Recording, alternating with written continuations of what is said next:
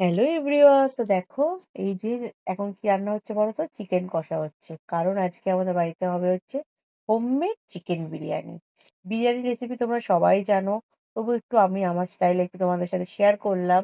তো দেখো ফার্স্টে হচ্ছে মানে যেটা রাইস দেওয়া হচ্ছে হাঁড়ির মধ্যে, তার আগে অবশ্যই একটু হাঁড়িতে ঘি মাখিয়ে নেওয়া হয়েছিল। তারপর একটু রাইস দিয়ে দেওয়া হচ্ছে এখানে। তারপরে দেওয়া হচ্ছে হচ্ছে বেরেস্তা, মানে যেটা পেঁয়াজ ভাজা, তো সেটা ছড়িয়ে দেওয়া হলো এর উপরে। তার সাথে দেওয়া হলো হচ্ছে ডিম, কারণ ডিম ছাড়া তো আমাদের বিরিয়ানি অসম্পূর্ণ।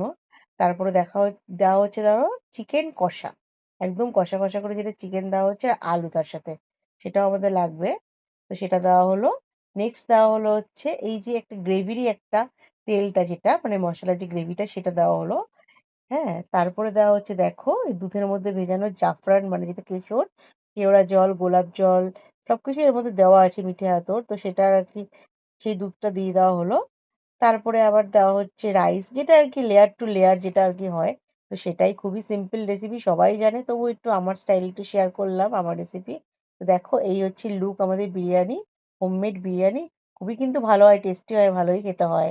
তো চলো